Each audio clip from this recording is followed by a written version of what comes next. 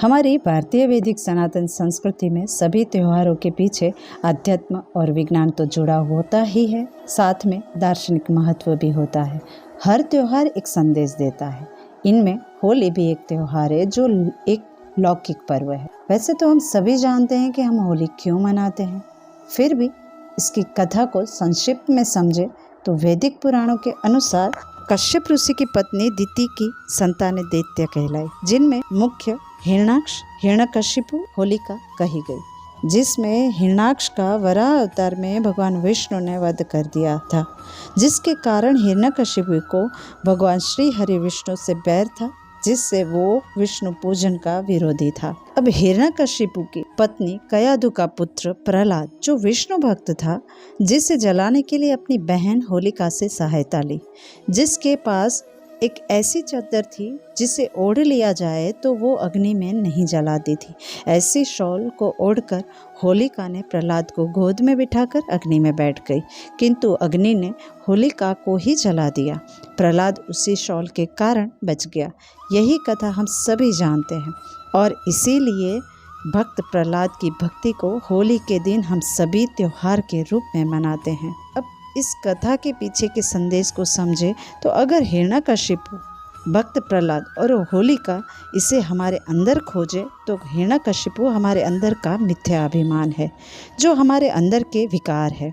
इस मिथ्या अभिमान या हमारे विकारों का हमेशा हमारे अंदर की श्रद्धा रूपी, भक्ति रूपी प्रहलाद के प्रति दुर्भाव रहता है, या यूं कहें कि हमेशा विरोध रहता है, जो प्रहलाद को आतंकित करना चाहता है, कष्ट पहुंचाना चाहता है। उसे अपने से दूर करने के लिए कुमति नाम की होलिका का प्रयोग करता है और कुमति प्रहलाद को जलाना चाहती है, जो ज्ञान रूपी चद्दर ओढ़ती है, ये सोचकर कि मेरी कुमति का कभी दहन नहीं होगा। लेकिन जब कुमति रूपी होलिका अपने साथ प्रहलाद को लेकर बैठती है तो श्रद्धा रूपी प्रहलाद के गोद में बैठते ही बाह्य ज्ञान की यानी आडंबर की शॉल उतर जाती है, जो प्रहलाद पर गिर जाती है और कुमति रूपी होलिका जल जाती है और मिथ्या अभिमान का यानी हमारे विकारों का अंत हो जाता है, जो ये कहता है कि हमारे अंदर की होलिका का दहन करो, जो तुम्हारे मन की दुर्मति है, कुमति है, जो मोह माया है, जिसके कारण तुम्हारे अंदर का मिथ्या अभिमान बढ़ता है, जिसके कारण श्रद्धा रूपी, भक्ति रूपी प्रहलाद पर आँच आ रही है, जो श्रद्धा को बढ़ने नहीं दे रहा है, जो भक्ति करने नहीं दे रहा है। इसीलिए अपने अंदर के मिथ्या अभिमान को जलाने के लिए सबसे पहले कुमति को जलाना आवश्यक है, तभी भक्ति और श्रद्धा बढ़ेगी। और यही होली हमें संदेश देती है।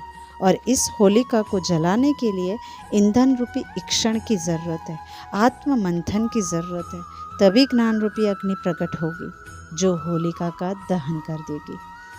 अब हमने होली के पीछे की कथा और उसके सार को समझा, लेकिन अब होली के पीछे के आयुर्वेद विज्ञान को भी हम समझते हैं। हम सभी ये तो जानते हैं कि होली के 8 दिन पूर्व होलाष्टक का समय कहा जाता है। इन दिनों हम कोई भी शुभ कार्य को नहीं करते हैं। इसके पीछे के कारण को समझे तो भारतीय ऋतु काल में इस समय शिशिर ऋतु से वसंत ऋतु में परिवर्तन होता है, जिससे ऋतु संधि काल कहा जाता है।